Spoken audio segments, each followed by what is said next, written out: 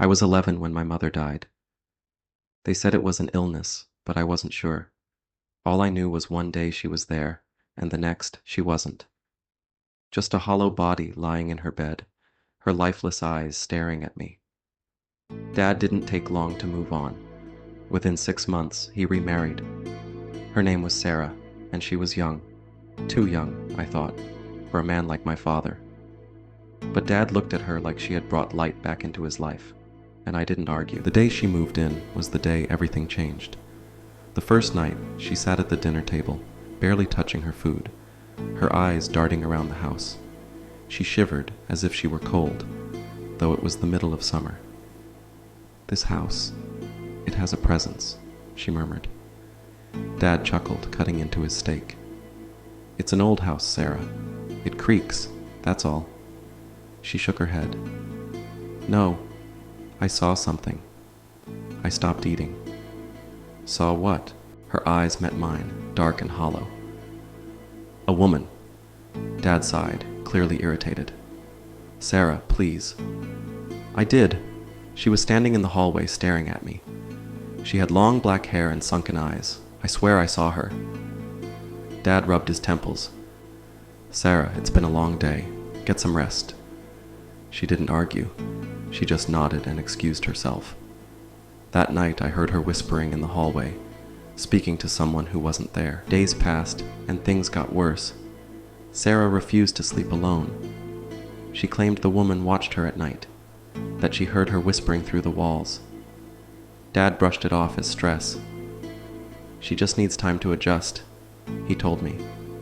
But I wasn't so sure. Then my younger brother Ethan died. It happened so suddenly. One evening he was playing in the backyard. The next morning he was gone. Dad found him in his bed, his face twisted in terror. No signs of struggle, no wounds. Just dead. Sarah screamed. "It's her! The woman! She killed him!" Dad was too heartbroken to argue.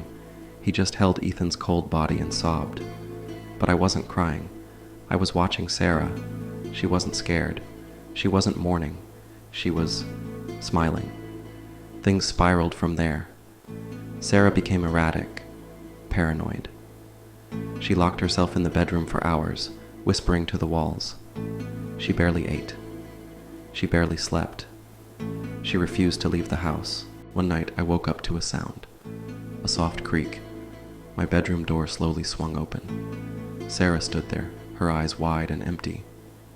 "She's here," she whispered. I pulled my blanket up to my chin. "Who?" Sarah took a step inside. "Your mother." A chill ran through me. "She never left," she continued. "She's angry. She's jealous. She doesn't want me here." I wanted to scream for Dad, but my voice was trapped in my throat. Sarah stepped closer, kneeling beside my bed.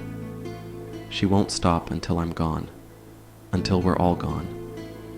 Then she left, humming a lullaby under her breath. By now, Dad was terrified too. He refused to talk about ghosts, but he couldn't ignore the way Sarah had changed.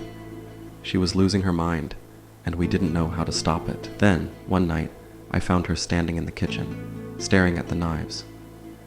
"Maybe if I leave," she muttered. "Maybe if I go, she'll stop." I stepped closer. "Sarah?" She didn't turn around. "Your mother. She wants me dead." I swallowed hard. "You're not making sense." She finally turned to me, her face pale, her lips trembling. "I have to go." The next morning, she was gone. For the first time in months, the house was quiet.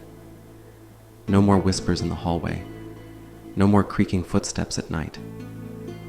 Dad and I started to heal. We tried to forget Sarah and the chaos she brought, until she came back.